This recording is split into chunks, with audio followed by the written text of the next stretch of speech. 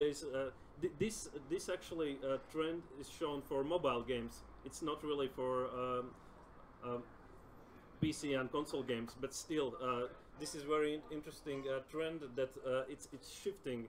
Like nowadays, most of the revenue from the games in mobile market is gained from in-app purchases and not okay, from in-app purchases, and some little bit from advertising as well. And this just selling the game is just the second. So this is another thing to consider when you are making a game. Should you really try to sell it, or you should make it free to play and try to monetize in some different ways? Okay, let's take a look at this trend. There is one thing about this thing. It's actually the same thing you've seen before. This one, but it's hard to see that it's the growth of in revenue from in-app purchases becomes exponential. Like this one is going like this way, and advertising is going linear. So you should really think about these trends, because you should not only think about today but also for future. So so let's check out this one.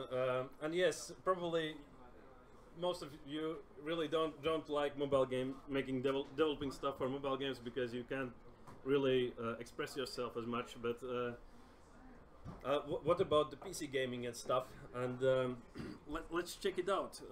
And there is like probably you all know this game Fortnite at the moment, and there is an interesting fact about it, that there is their main competitor is selling their game, and Fortnite is free-to-play game, at least the battle royale part of it, and they actually have more revenue out of their game as a free-to-play on PC rather than yes, I'm sorry. Unlike PUBG, so they're actually getting better, just play, making it free to play.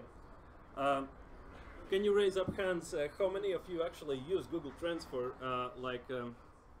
confirming your ideas, like what you think about the world, about the reality?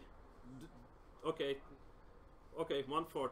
I really suggest you to do it more often, because you might think about something that it's right, but once you compare those stats, what actually people think, like, you can get some information. For example, this is you can see how Fortnite actually became viral over there, and player unknown's Battleground is actually very insignificant competitor at the moment.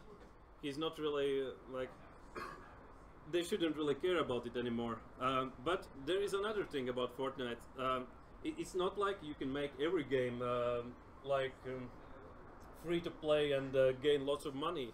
Their marketing is actually based on viral marketing. They are making all those dance moves for a reason. They are making all that Infinity Gauntlet stuff for a reason, because it makes their game viral, and that's how they grow their user base. It's if you want to go for free-to-play games, you should really think how to make your game viral.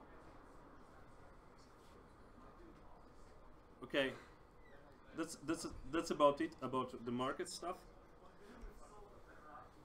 Okay, let's check out some other data. Who are you, player? It's like let's see if our like what we think about our player is what it is. Okay, first of all, there is this name player rather than gamer for a reason as well, because nowadays everyone plays games, not only like the segment who sits in basement and doesn't come out. Like it's okay, it's over exaggeration that I say everyone, but most of the people play games. So you shouldn't really just think about a certain part of population. You should think about everybody, and well, they play games because they love games, and you should really think about that. You should make games that they love. That's one of the main things. You are like entertainers. You are trying to entertain them with your games. Okay, this data is something that I got from Google at Game Dev Days in Tallinn, and this is it's about mobile games again, but you could still apply this data to other markets. It wouldn't be like it should be approximately precise for other markets as well. So let's check it out. So who of you knew that the puzzle games are the most popular games in the world? Like, okay, and it's like 1/5 of the people. Okay, cool. So, and how many of you are making puzzle games right now? Nobody. Nice. Great. So why don't you make games for the people, not for yourself? Yeah. Cool. Another outlier of this data is action games, and for example, from the Google, let's go further a little bit. This actually tells what each of those groups are. Like these groups are synthetic, like they made them up. That means, but they work, and that's why they use them. So committed hobbyists. And the focus of them is revenue. So those are actually the people that pay most for the games from all the other users. Let's check out other things like the K metrics. They play very frequently. They spend very much, and they don't spend very much. It means they work for almost any market, like Steam. They are ready to buy games for the mobile games. They are ready to pay for the games and stuff. So and let's go back and let's check this outlier. So the action games. This data would suggest that the action games are most profitable games at the moment. Like you don't target all of the people, but the people who comes to your game are actually willing to pay a lot. So another interesting outlier of this data that I actually didn't circle around is educational games. Who of you are interested in making educational games in future or now? Okay, yeah, nice, those few guys. So the market for your game is like the lowest of them all. Like nobody cares about educational games. It's okay, somebody cares, but not a lot of them. So I would think twice if I were you. So and even those people, like the comfort seekers, are actually those people who say, "Oh, games should be educational and stuff," and they are like 8%. They don't even give a shit. So yeah, okay. Yeah, the comfort seekers are they don't play, they don't download spend, and they don't purchase anything. They just generally don't care. Yeah, and this is like this percentages at the top is actually distribution between distribution of population in UK. But it should be similar in other countries as well. So the paying bunch is not like there are not a lot of them. Okay, this is something else already.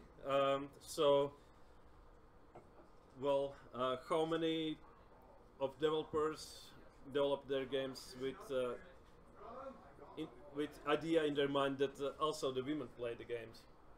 So, okay, also not a lot, like 4 people right now. Nice. So, but like I don't know how precise these statistics are, and plus I would believe that it's not for console gamers. Like console gamers probably is just male dominant at the moment, and but it shows that actually more women play games than men. So maybe you should rethink how you like. How, maybe they should be like more neutral, or you could actually go for the niche that is making games for women. Yeah, that's also a thing, I think. Well, I don't know. I don't know about the like if what are the like spending habits or the playing habits of women, or they just playing more like yeah, because it also should matter when you're developing a game. So yeah, this is something I took out from somebody else's presentation, so I stole it. It's from one of the guys from Tallinn that showed how they try to reach for all the markets in the world rather than just focusing one. And there is like statistics about each of the markets. Like for example, China is really the greatest game market at the moment, and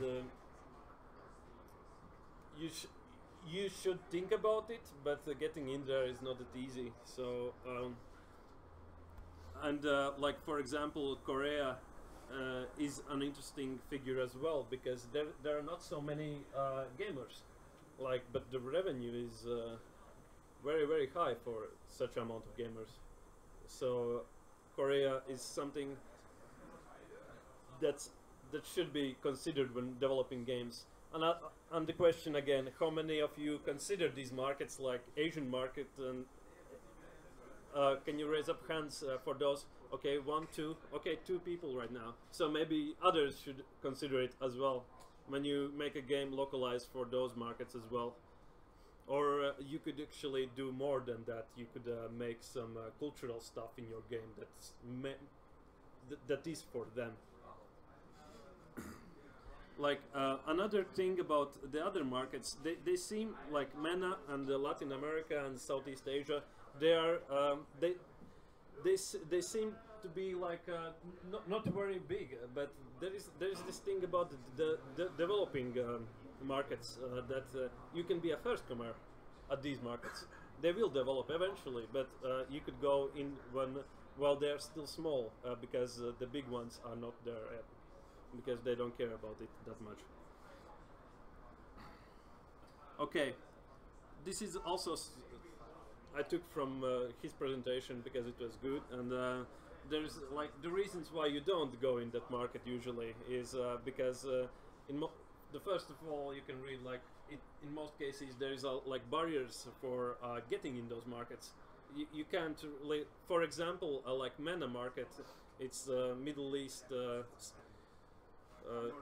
North Africa, exactly, and for them you should implement like Arabic,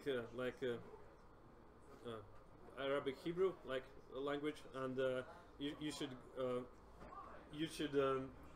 implement also the like texts in your game from right to left rather than the other side, and it could actually ask from the developer's perspective, it could break the game, so it could be a barrier already. China itself, it's a very closed market, and to get there, you should get publishers or somebody who leads you in there. Brazil, like that market is pretty open. Just go there and everything's. But there's not a lot of money in it, and that Southeast Asia is another market. You just translate your game to traditional Chinese, and you can get in there, and they play Western games, and they're fine with them. Korea is similar. Just translate, and you'll get there.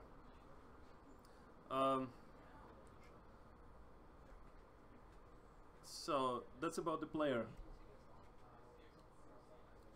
So let's try to read some other data. It's why don't you play my game? And so the saturation. That's actually a big problem in today's market. That there are just too many of us at the moment, and fittest survive. So yeah, get fit. So let's see some numbers. So this one shows like how many games are in the Google Play Store quarterly, and you can actually just calculate how many games there were like in 2017, and I actually did it for you and calculated how many games there are per day. So there is 362 games per day in the Google Play market. It's the mobile game market. So the good thing, the most of them usually are shit. So it's not like you have to like compete with so many strong ones. You just have to compete with those few that are strong. And since we should talk about PC games as well a little bit. The PC games are not easy as well, so there is like 21 games a day, so it's average. So this one is not easy at all. Easy as well. If you put your game in Steam, it will be very hard to be noticed there without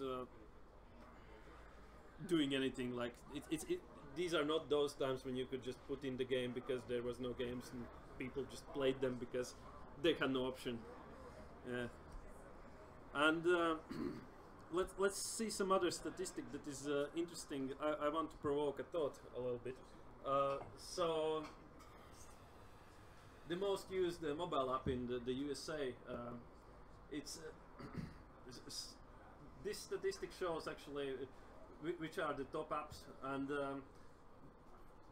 this question about how many Google and Facebook apps can you see is very important because this is what actually what are people doing today, like every day.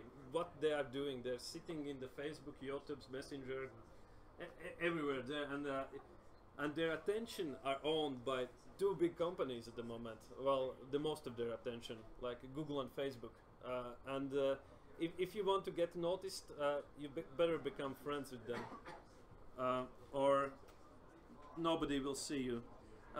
This is another interesting figure that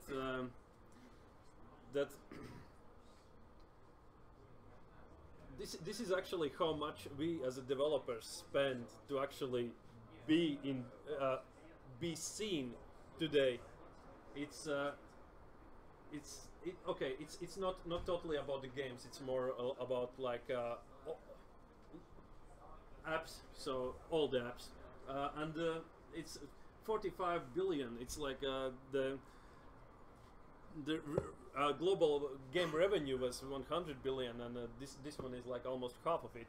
So this is actually how it works today. You need to get like you need to work together with the like I would call them actually like nowadays gangsters. You need to befriend them so you could earn. If you don't share your profits with them, you won't earn. So you need to like invest in advertising and stuff. That's all those services they provide you for a reason, so they could earn. There are no like they don't think about you like providing Google Play and like Messenger and stuff. They take their own cut from all this business, and if you think about the Steam, it's the same business there. They take 30% from your revenue, and they care for your games as long as you care for them. You need to give them money if you want to earn. So another great piece of advice is great advertising won't save your shit product. So make great games. Don't make average games. It just won't work today. So let's continue. And why should I care? Well, this is inspiration for me, kind of. There are more than these two guys, but these two guys might be known for you as well. It's Jake Birkett and Ryan Clark, and so like when you read his blog posts and stuff, like you open his blog posts and there's like 8 infographics in a blog post, and that's very interesting fact that it's statistic about his statistics. So. And the Ryan Clark, how you use this crypto community stats page that Ryan Clark made? You haven't. It actually can help you to follow the Steam trends. What is trendy in Steam?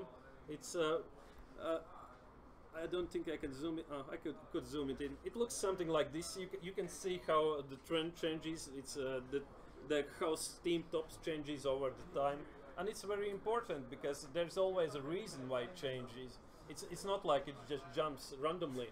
So if you will follow more, you will understand why it happens, and you will understand how can you do how can you influence that it happens. So, and the wrong button. So yeah, this is very inspiring guy. I should suggest you to listen to some of his like YouTube videos and other stuff. And yeah, and the last sentence I want to tell you, what I wanted to show with these two guys is that good game devs are good with data. So I would suggest you to get good with data as well. Thank you.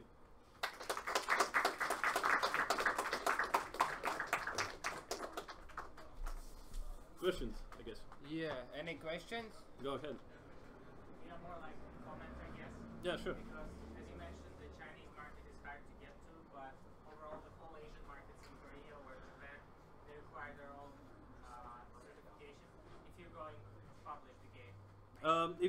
If you're talking about the China itself, yes, you need you need to be accepted by government, and it usually takes about a year to get into the market, and it's yeah, but it's not like all what.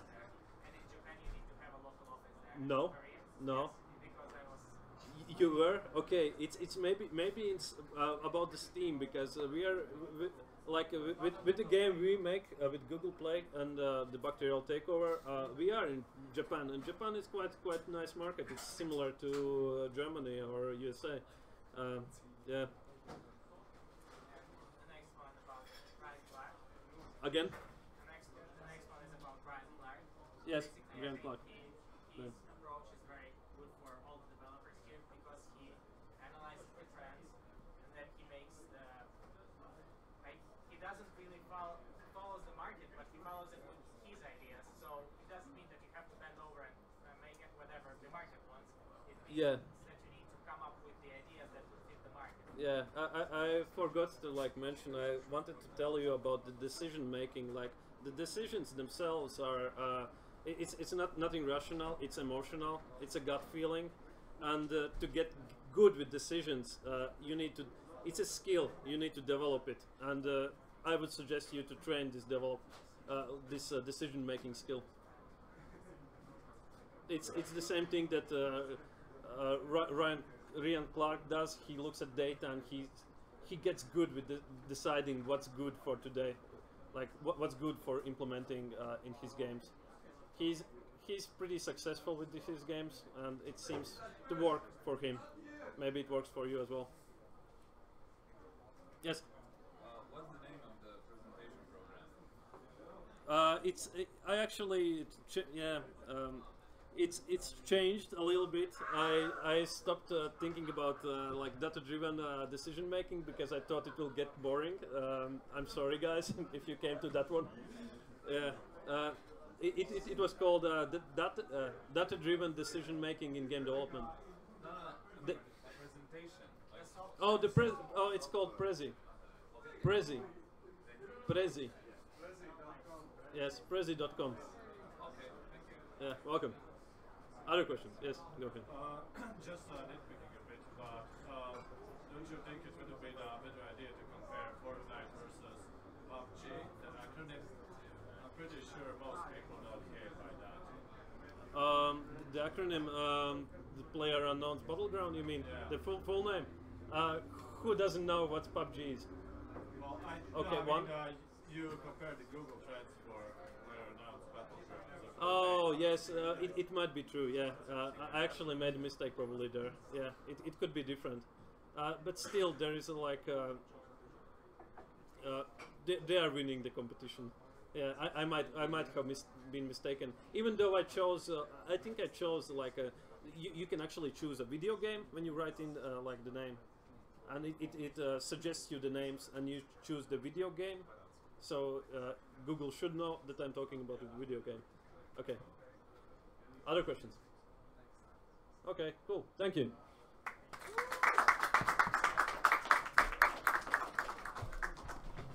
Thank you, Vivat. The next presentation will be from Vladimir's, and it's about his experience as an indie developer.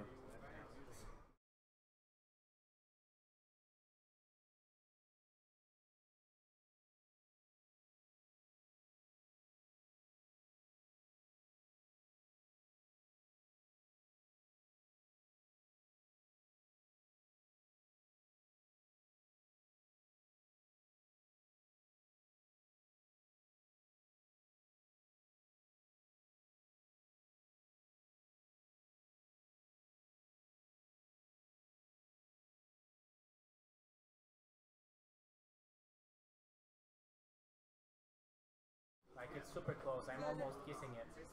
Right there. Oh wow. You know it's different from the computer microphones when you tell them this. And then okay, I feel awkward right now.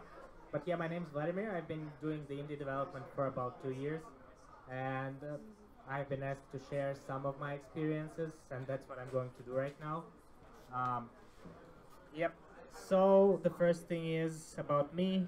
My company is called Wild Games, which is not registered in the commercial register under this name because I was not intending to use it for the game development. But yeah, we're 3 people right now. I used to do programming, and right now I do programming and business development, like searching for deals or marketing our games. I'm also a master of theology. I just like random fact about me. I don't know what else to say because otherwise I'm a really boring human being. All right, the next one. So, as most of you, I've probably started with my hobby projects. This was my game 2 years ago. It was called Blade of the Righteous. I've been developing it for 2 years. That's mistake number 1. But yeah, it turned out like this. I published it on Steam. It sold around, I'm not going to tell you, but the Steam Spy is going to mention around 900 copies. Let's stick to this one.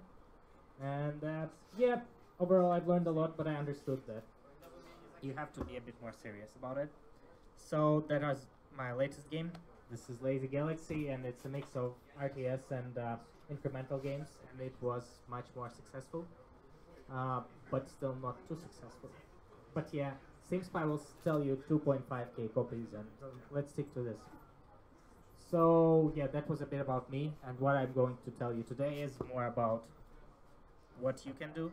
So who's developing his own game right now? Like, yeah, it's impressive, you see, guys. And I guess some of you might be thinking, anyone thinking whether you should quit your job? Oh yeah, smart people here. Okay, some of you. Okay, but basically, yeah, that's the question that I had. I actually quit my job before I started thinking whether I should quit my job. But yeah, number one is if you want to get serious about it, my personal argument is there's a competition out there, and as Ivers mentioned correctly, there are a lot of games that are published every day. And if you think about it, someone is working 8 hours on his game, and you work 2 hours after you get home from your job. Probably, like, not, yeah. So, yeah, there's a reason whether he will be better for, if you work separately, if you work the same efficiency as someone who works full-time, there's a reason that he's probably going to be better. That's one of the factors. And one thing that my mother said is like, if you quit your job, you're unemployed, nobody will want you back after a year. And I want to say that this is not true because you still get a lot of job offers after this if you have a stable background. But yeah, that's the part three. If you plan to quit, just have a stable background and have some fallback jobs that you can get to, like freelancers arranged or something like that, because you will run out of money, I suppose, and you will need to get back because your first year is going to be a loss, I assume, unless you're doing this for 5 years before that. So then you don't need to listen to this presentation. You guys are good. Yeah, basically have a stable background. So, and also that, realize your opportunity costs. If you're 20 years old and you're planning to go and develop games, you're not going to lose much, even if you, I suppose, like monetarily wise, you're not going to mess it up that much if you go back to living with your parents. But if you're closing your 30s, like I do, I suppose you need to think about the potential opportunity costs, like how much money would you be making if I'm not making my game, how much money would I be making right now in the industry? I think it's a reasonable question that you can ask yourself. Yes, so, and obviously you know that software and engineering jobs are paying more if you're not developing games, on average, I suppose. Like game developers don't get paid that much as the corporate programmers because everyone wants to be a game developer, I suppose. And also I suggest looking for freelance job or just going to interviews once at least per 3 or 5 months just to like have your touch with you. And I just think you need to be in touch with the reality about this. I don't want to be depressive. I think it's pretty cool, but yeah, have a stable plan. That's what I want to tell you. But don't be afraid to quit if you have a stable plan. So the health thing, fish oil helps if you sit a lot in your helm and you're getting depressed. But fish oil is the thing. I was debating whether I should add the slide or not, but yeah, the fish oil is the real stuff. All right. So about the project scope, and I think I see this mistake a lot, and I see it quite often because a lot of games take. If I talk to people who's developing their game for more than a year,